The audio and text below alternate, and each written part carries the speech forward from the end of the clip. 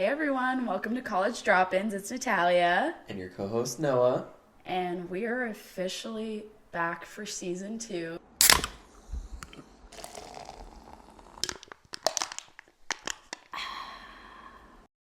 It's been about a year since Yeah, we filmed. it's been about a year, and the last time we filmed, we were talking about pop culture, and we were gonna talk about hookup culture, but that didn't happen. Or Yeah. it did happen, but some tragic things unfolded. Yeah, we had some technical difficulties that led to us not wanting to open GarageBand again. But we're back now and we're strong and we have some rules set in place now, aka no recording on the floor with a cat in the room anymore. Just walked into my bedroom. Okay, perfect. Anyway, welcome back for season 2, and in this season we're going to be going over our year of This rest episode. and this episode and this whole True. season we're going over a year of rest and relaxation. We're excited to update you guys on our lives, and There has not been much rest or relaxation until recently. that's I so true. fear. Yeah, we have massive life updates. My biggest life update is that I am now single. I have not been single in 2 years, and this is my first summer in college as a single single woman. woman. Yeah, hell yeah. Oh, hell yeah. That's my massive life How update. did we get here? How do we get here? How did we get here? Basically, my year was anything but rest and relaxation, and I decided to change that. So now we're living single girl summer and independent girl summer and independent girl life. I actually don't see myself having a significant other for the rest of my life. Maybe. Yeah. Yeah. It'd take a really, We're really actually- special man to change that for me. Me and Tyler and you are just gonna move into a lakeside villa in Seattle, and we're just gonna die there. Yeah, I'll be the permanent guest. I'll be occupying your guest room permanently, and I will actually be guest room hopping to all my married and happy As you friends. should. Yeah. But so far, I've been single for how long? Like 3 or 4 months now? Honestly, I really enjoy it. I don't know how else to say it. I've been like talking to people, but I haven't been looking for anything serious. And I think that it's been really beneficial to my mental health and my productive state. I don't know. I know some people find stability in relationships. Do you feel like there's a stability in being single, or do you still? I feel like when I was single in college, it was just messy and upsetting and just not right. Like it didn't make me stable, it made me batshit crazy. Yeah. Do you feel like this is your stability? Honestly, great question.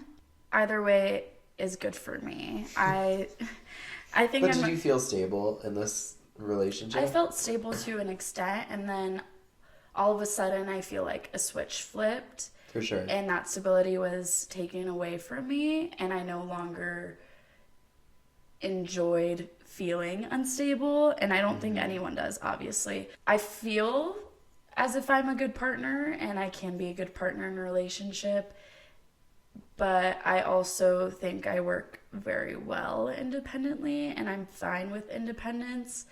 And I think little callback. I think it has to do with being a child with divorced parents, and me and my brother didn't have a very, very close relationship growing up, so I've always relied on relationships with friends or myself rather than a very close relationship with a partner. I also didn't start dating until I was 16, which could be considered young, but all my friends were dating in like middle Yeah. school. So I also think that gave me a bigger sense of independence than most people who consider themselves relationship people. Because I think I am a relationship person. I just also am an independent person. Yes. So, future Mr. Valenzuela has to be independent enough, but also provide stability. For sure. Not that we're looking for future Mr. Valenzuela. Yeah, actually, we're going to be dropping a form on our Instagram. Yeah. So if you're looking for the baddest bitch of your life, aka me, I'm just joking. Yeah, but all measurements, height. Yeah, dick size. Yeah, height. How many bodies you that's got pretty on much you. it. It's just going to be a form with height on it. So feel free to fill that out. And if you have any domestic dispute charges against you, we would love to know. Mm-hmm. And yeah.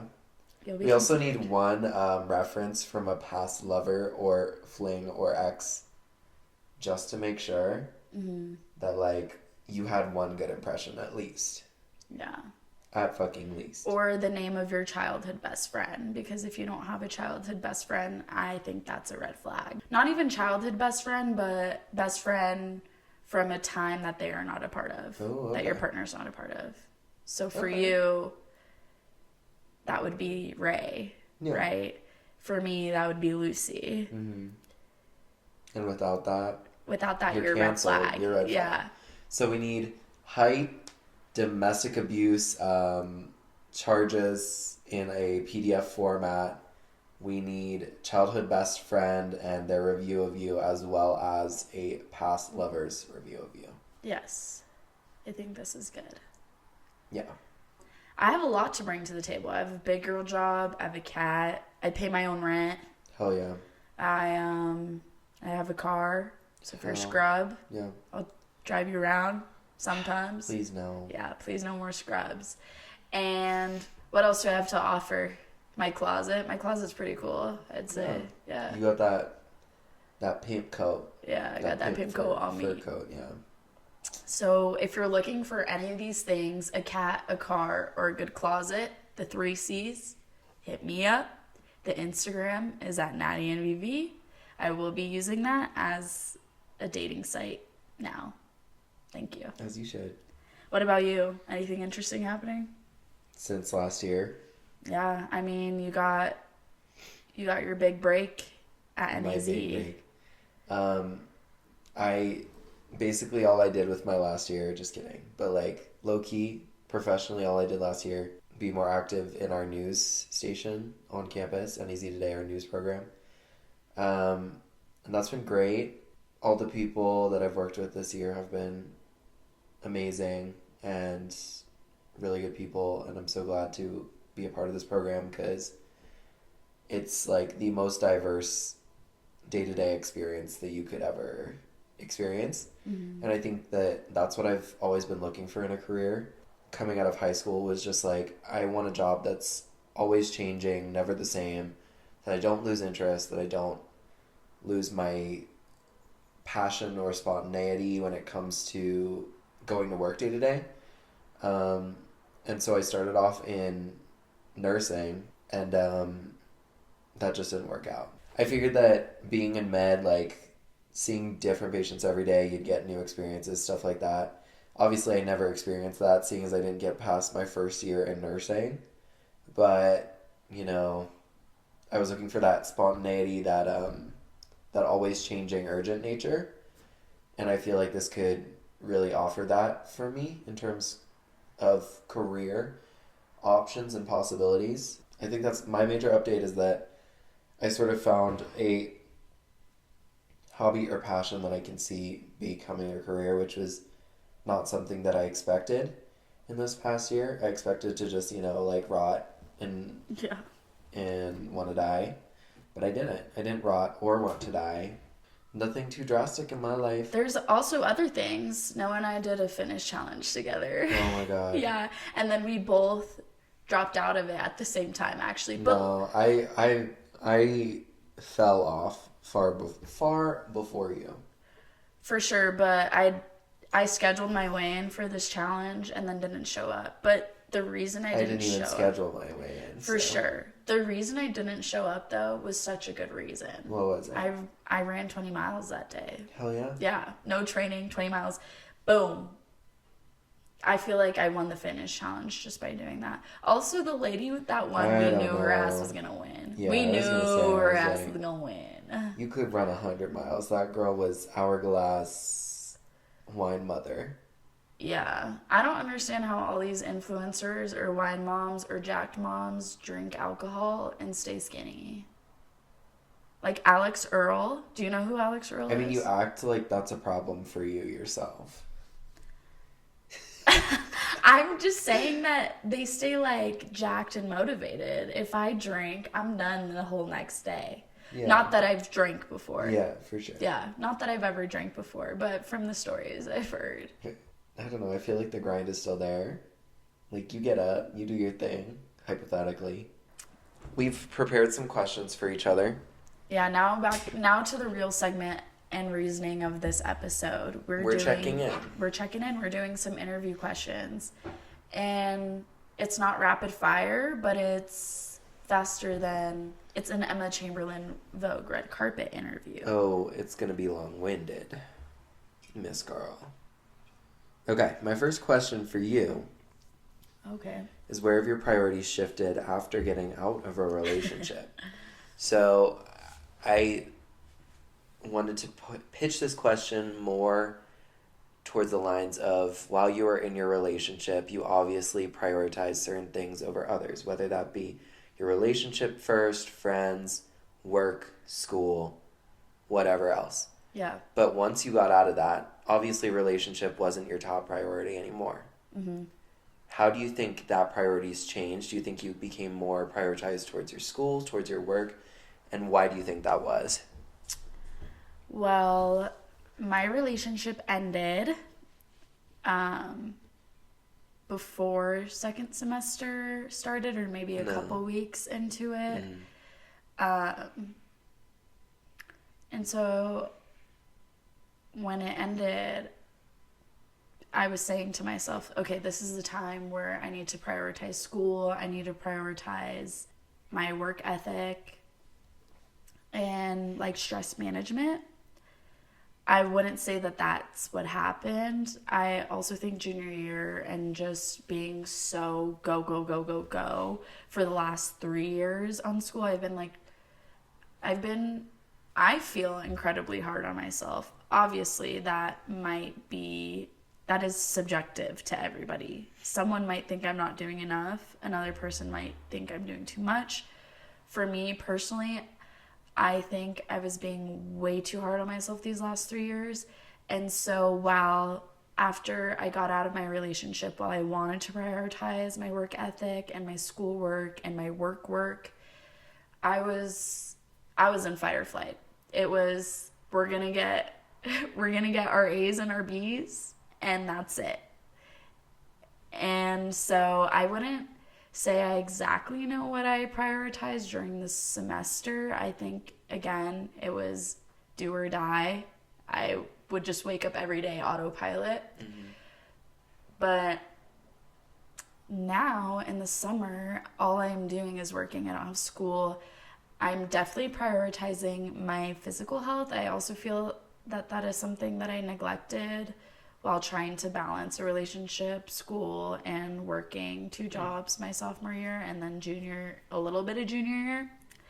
So I'm trying to do that. I've been going to Pilates. I've been drinking coffee, and I've been eating healthy. Put it down. Yeah.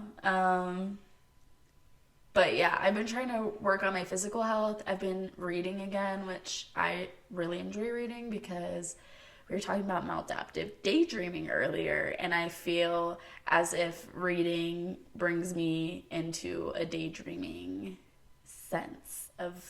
state of mind. So that's been nice for me. I've also feel like I want this summer to be a creative girls summer, and that's exactly why the pod is back.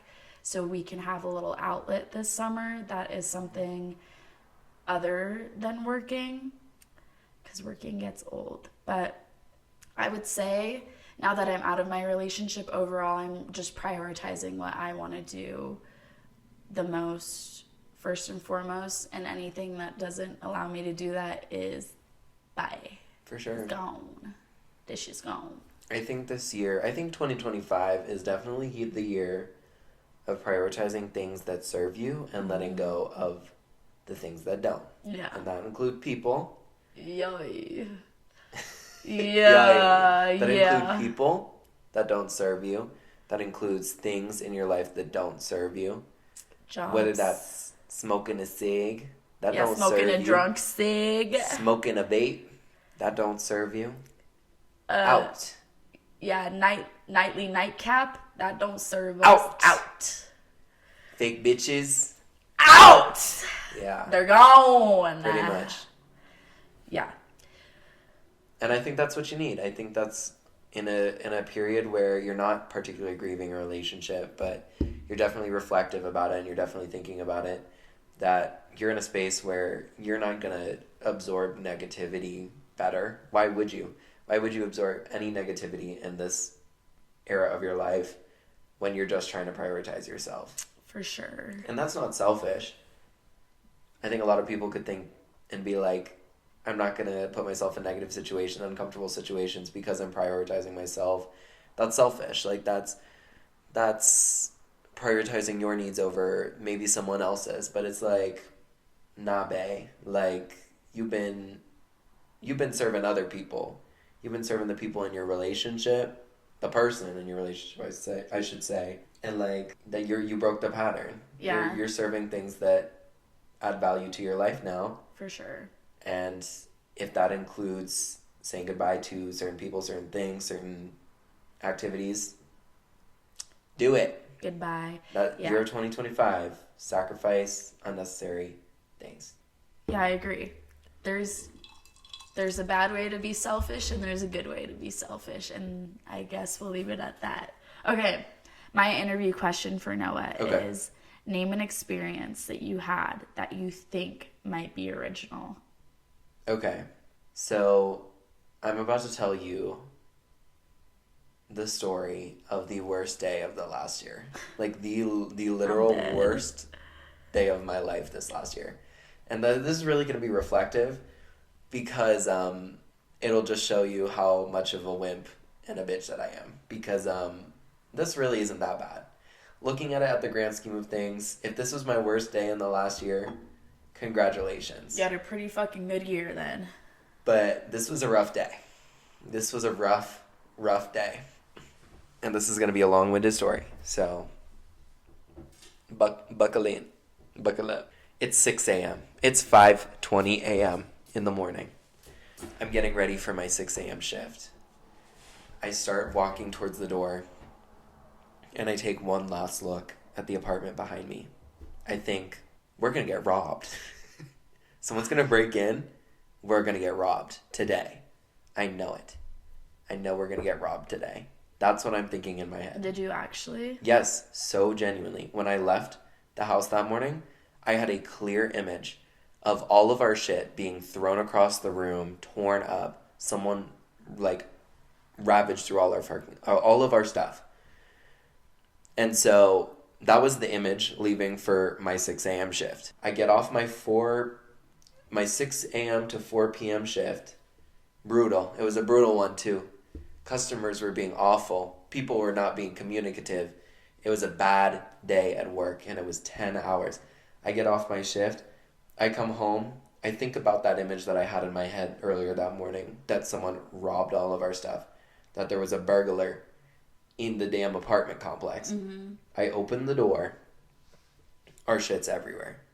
And I, at first thought, I'm like, did I leave it unlocked? Did someone actually come steal? Like, I can't believe this actually happened. Our vases knocked over, our pillows on the floor, some random things on the shelf just like knocked over to the side. Mm-hmm. And I'm like, what happened? I'm like, how could this have happened? And it wasn't that I had anyone else there with me. Everybody was gone for winter break. It was me there working, going to bed, working again, going to bed. And I see like these little pellets on the floor and on the couch, on both of our couches. Some on the top of the couch, some on the couch cushion, some on the pillows on the couch, some on the table, some on the floor. And then I also see blood on one of the walls, just like a scratch of it. And then I hear it. I'm like, what is going on? What is happening? I hear this thing go like, it like bangs. It's banging on something. And I'm like, what the fuck is that? It starts squawking. I'm like, oh my God, there's a bird in the house. Mm-hmm. So my vision didn't come true. It wasn't a burglar, but there was a bird in the house. Yes. And from that point, I had to get one of our friends' friends to get the bird out. And I was standing at the top of the stairs, like, horrified. This bird was, I'm pretty sure, a woodpecker is what we figured out. This bird didn't look like a dove to me. It looked like just some Flagstaff pigeon thing. It was like a they're called singing doves or something like that. Okay, it was a singing dove. Something like that. Something with song. We reach behind the bookcase, and there's blood, feathers all over the wall. There is blood everywhere. I have insert picture here, even though there is no video. There was blood and scratches all over the wall. We can put it on our slideshow. Yeah. And all over the bookshelf that was sitting in front of it. The friend of the friend gets the bird out. And I'm sitting there in the wreckage. I'm sitting there in the wreckage of it all. And I'm like texting Natalia, and I'm like, girl, what the fuck? Like, literally, what the fuck? I'm texting the whole roommate group chat. And I'm like, I feel like everyone thought that it was my fault. At that point, I think everyone thought it was my fault. Everyone was like, Noah, like, what did you do? Did you leave the door open? Like, all that shit. And I'm like, guys, I feel fucking insane. This could not have been me. There's absolutely no way. I never left the door open. It couldn't have gotten in. There was no way. Yeah, well, I had assumed that either the door was open or it flew in, because at that point, at 5 a.m, it's dark outside. It's pitch black. So I assumed that it could have just flown by, or that it got through one of our windows. And I had told them, like, go check everyone's rooms, go make sure everyone's windows are closed. Because if everyone's windows are closed, then boom, it couldn't have been through the window. And I think everyone's windows were closed. I was telling you to go check all the air vents. Yeah. And from there, I was just like, oh my God, I'm gonna lose my shit. After my 10-hour shift, I was like, bruh, what is going on? Like, nobody's here to, like, hold my hand right now. Like, I needed a pat on the back and a hug. And basically, I was like, okay, we need to go to Target and get a bunch of cleaning shit, because we had nothing. We had nothing here to, like, disinfect, like, couches, stuff like that. Mm. We didn't have any Lysol wipes at the time. Nothing. Nada. Jack shit.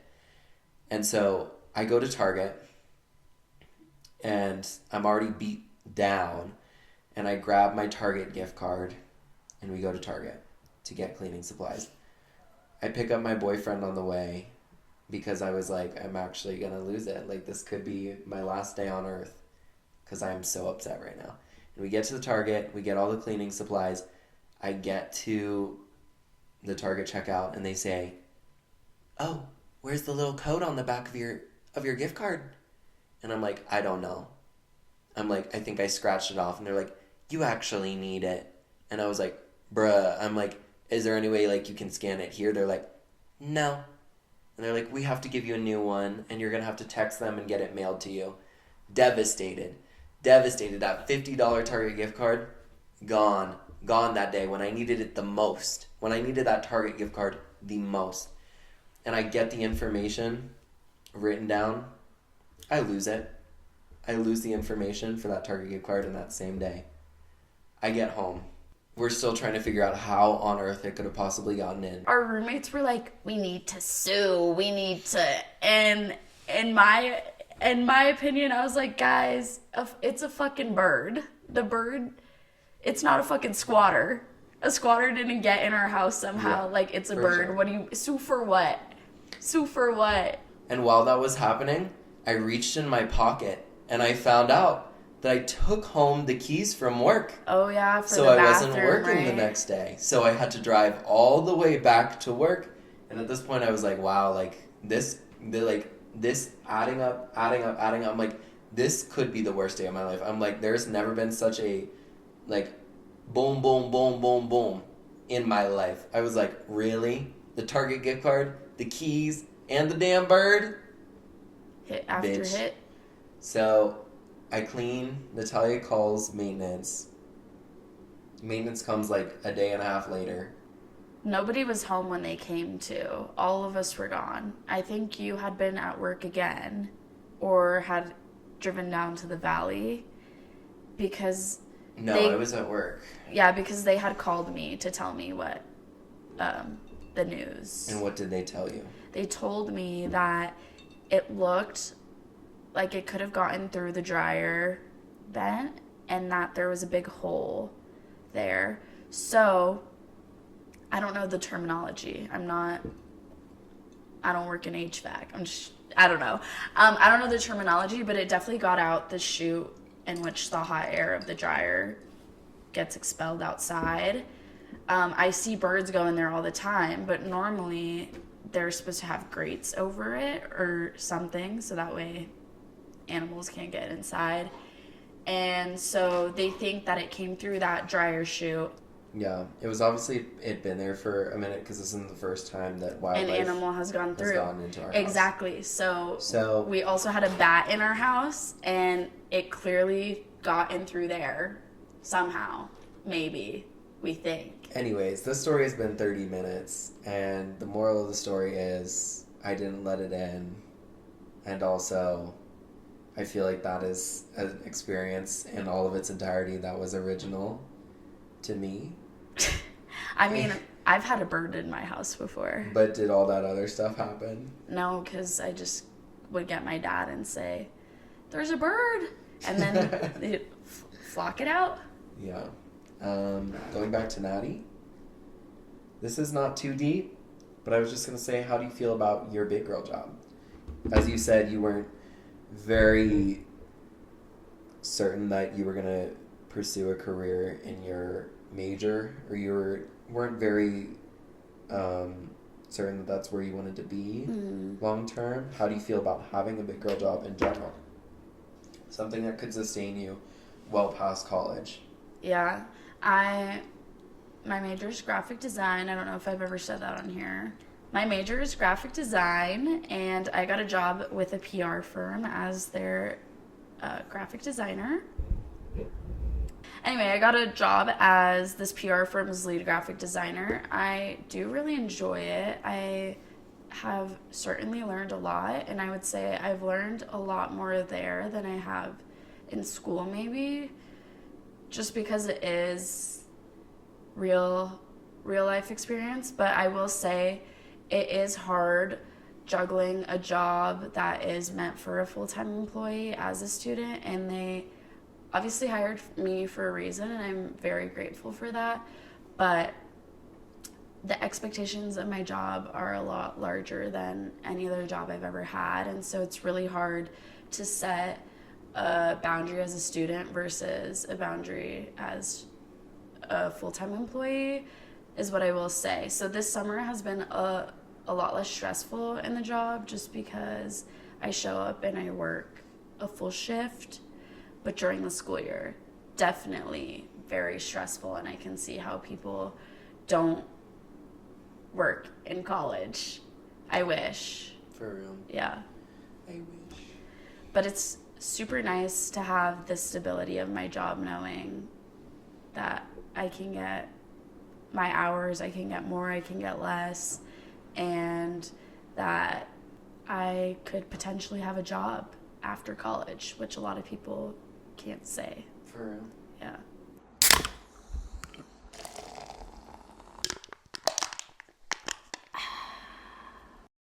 We went on a tangent. Some tears were shed. Some punches were thrown. A lot of soundtracks were dissed on. But we're here. We're back better than ever to do our hypotheticals. Okay. ChatGPT gave me this hypothetical because we came unprepared today. We raw dogged it, and now we're here. Here's the hypothetical. I have yet to read it. You've been dating someone for 3 months. Uh-huh. And everything's going great. Great communication, chemistry, and shared values. One evening, they casually mentioned that they're planning to move across the country in 6 months for a dream job that you assumed that and had assumed you just figure things out? Do you continue the relationship knowing there's a major change coming soon, or do you bring things to an end now to avoid future heartache? Want a version with a twist, a moral dilemma, or one that's light and funny? No, let's just do that. We want the twist. Wait, we can't just answer that first? Okay, yeah, and then we'll add the twist in Yeah, there. let's answer that first. Okay, for me, at this stage, you've been dating for 3 months, it said, and in 6 months, they're leaving? Yes. Okay, I feel, again, if everything's aligning, you haven't had any massive arguments, all your friends like this person, and you've met each other's families, I think you should keep going. Because you don't know if it'll surpass the 6 months anyway, right? Until they move. And I think sometimes the cost of heartbreak is worth the experience and the lessons that you gain from the individual, in my opinion. I would stay in the relationship until it didn't work out anymore. And whether that be we get married and have children, or right before they leave, or while they're gone, then so be it. In my opinion, bye ho. Girl, he knew.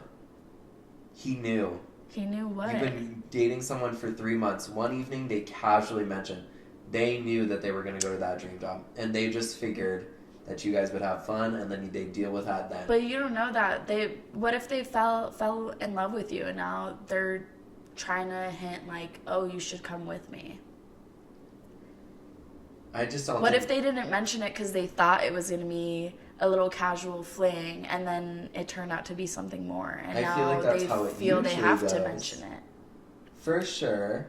But I'm like, in that situation, you know where it started out, and you know that the intent was to someday leave it. That ain't your person. Your person ain't gonna hit it and quit it, and then... But they're not, though. They're telling you.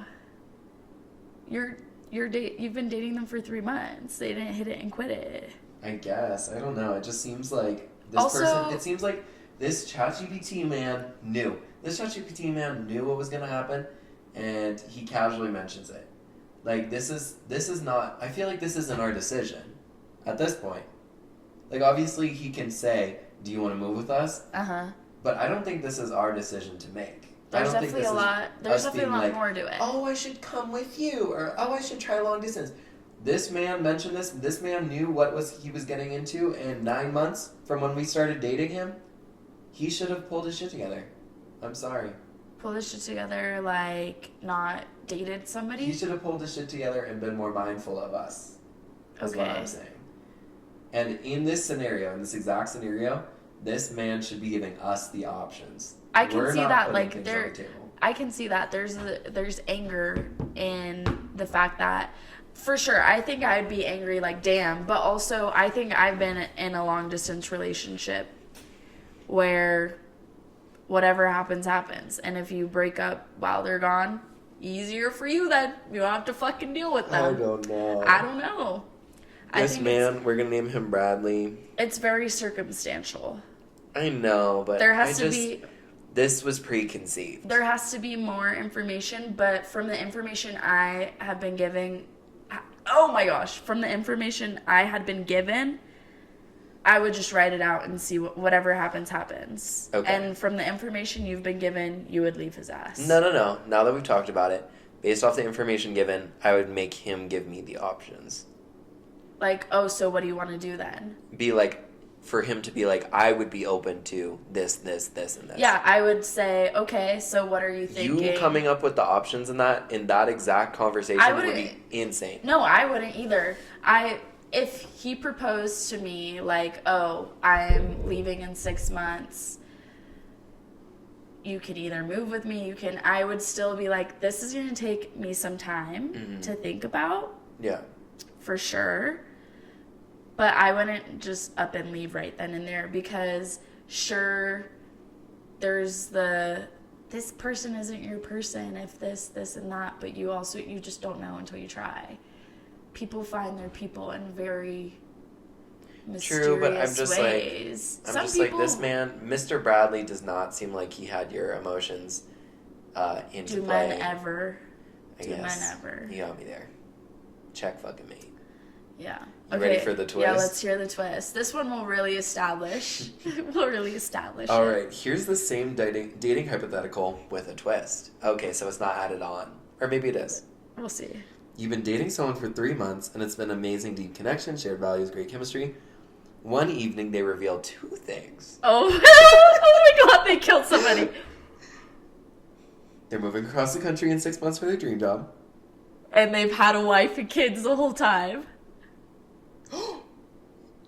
Wait, read it. It's not that dramatic. The gasp was unwarranted. They've already been offered a second dream job in your city. Oh. But turned it down because they didn't want to complicate things between you two by staying. How is that complicated? The twist, they assumed a clean break later would be easier than staying and getting more serious. Is what I'm saying. Bradley never had our... I could see it. I could see Bradley. Okay, sorry. They genuinely like you, but didn't want to put pressure on the relationship. The question, how do you respond? Do you try to convince them to reconsider staying, respect their decision? Or does this make you rethink how invested they really are? Yes. Yeah. Yes. This is what I'm saying. Okay. This is what I saw in the beginning. I'm like, he's not invested. He's not thinking of our emotions and mine. For sure. And you, Bradley, was a little snake. Okay, but since we're 3 months in, again, we needed a little bit more context because now we have what he would have said after that, right? So now that we're 3 months in, I would, first of all, respect his decision. If he wants to move abroad and I'm the reason, I guess go fucking head if you don't want to stay here. But I would respect his decision to move abroad, and then I'd be...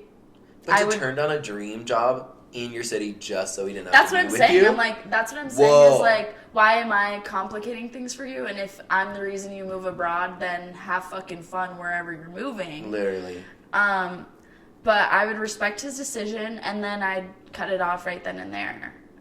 Yeah. In my opinion, I'd be like, well, this has been great. I'm gonna be honest. You well. I'm gonna be honest. I knew Bradley. I knew Bradley from the first damn thing. I think maybe I just like to see the best in people. I'm just joking, but I think I need more context. Nah, from the beginning, it just seemed like he knew something that he wasn't sharing with you until a later time, and when he did that, he expected you to decide everything for him. Yeah. That's not my decision. So we're gonna tell ChatGPT. Regardless. Tell him we don't want to move with him. Yeah, regardless of what, if he had said the thing in the twist, I would still make him tell me for sure what he wants, and then I'll see if I agree to it, and that's that. Yeah. Okay. Tell him we don't want to move with him. Yeah. Fuck you, Bradley. Give us options. No. Tell him we don't want to move with him. Got it. Oh. What did he say? It just gave us the response. What's his response? No. What's his response? Okay. Oh, this is dramatic. All right, I'm going to be giving us a reading, and this is going to close out our podcast for the night. This is what would happen if we told Bradley that we did not want to move with him. And fuck him. Oh, okay. I was like, what? And then I was like, you're going to do what? We fucked him so hard all right. breakup 6. Okay. It also gives me like dialogue prompts of like how to say it. So this is really great. Wow. I didn't expect that. I guess I thought I was doing the mature thing, taking control of the situation before it got too serious. Bitch. But hearing you say that, maybe I was just scared. I didn't want to trap you in a long-distance mess or pressure you into anything, but now I wonder if I made that choice for you instead of with you, and maybe that was unfair. I didn't turn down that job here because I didn't care. I turned it down because I do. And that scared the hell out of me. So, I'm asking, Do you want me to try again here? Wait, Hold on, can you respond? hold on. So I'm asking, do you want me to try again here? Or do we say goodbye on good terms? Okay. I'd say, Bradley, I think we call pull it it there. to fucking together. Pull it to fucking together. Okay, it says, would you like to explore both outcomes? What happens if you give it a shot versus if you let him go? Yeah, let's explore. Are we letting that. him go? Let's let him go. Bye. That gave me the ick.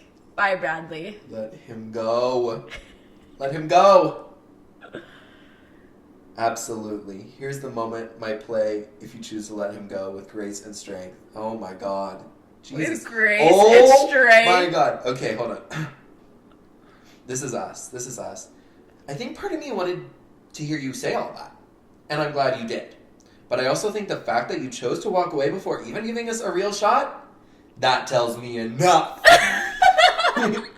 Wait, is Chad listening to us? You offer a small, bittersweet smile. I'm picturing Debbie Ryan. You're chasing something you've worked hard for, and you should. I want you to succeed, and I want you to be happy, but I won't build something on uncertainty and fear. It's not the kind of love I want. Period. Period. Go us. Oh my God. Standing a little taller. We had something good. Maybe that's all it was meant to be. Okay, I wouldn't say that. No regrets, okay? Him, quietly. And then you ride it. Him, quietly. No regrets. You both hold each other's gaze for a moment. Grateful, sad, but at peace. And then you walk away. Not broken. Just a little changed. Ew. Want to time jump and see what happens a year later? No! Alright, I think we should call it there. We can keep going after we turn off the podcast. The speakers fucking blew out. Okay. So, I hope you guys enjoyed that really long-winded hypothetical. That was fun. Fuck Bradley, I guess. Yeah, fuck Bradley. Hate Bradley. He's Have cringy. Have fun. In Not in my Australia, damn city. In Italy. That's so stupid. That was so Canada. stupid. I can't believe he did us like that. Yeah, I really gave him the benefit of the doubt And there. you shouldn't have. Yeah, I should told not you. have. I told sorry. you he's fake. Anyways, that's all we got for the first episode. I hope you guys understood a little bit more about our year. It's been just a year, low-key. That's it. It hasn't been good. Yeah, bad. it's been pretty bland. We've just been busy, is it? Just busy. So we're back this summer. Yeah. For more content throughout the summer, feel free to check out our Instagram at college_drop_ins, our YouTube at college drop-ins. I believe it's Natalia and Noah LLC, something like that. Yeah, and it's at College Drop-ins Also for at the College tag. Drop-ins. Also on Spotify, College College Drop-ins. Drop-ins. We will probably be one of the first things to pop up other than Kanye West, which I think is beautiful. Not that we're in the same section as him, but we're there. We're there. Anyways, that's all we got for our first episode. Tune in with us for next week's topic of dating. We're going to be talking are we about... going to be talking about dating? We're going to be talking about our dating experiences, especially pertaining to our newly baptized single woman in the room. I know. I feel like I've been celibate my whole life. And now she's reflowered. Should I talk about my frat experience? If you want to hear about Natalia's frat experience, tune in next episode at the College Drop-ins. And remember... Don't drop out. Bye! Bye!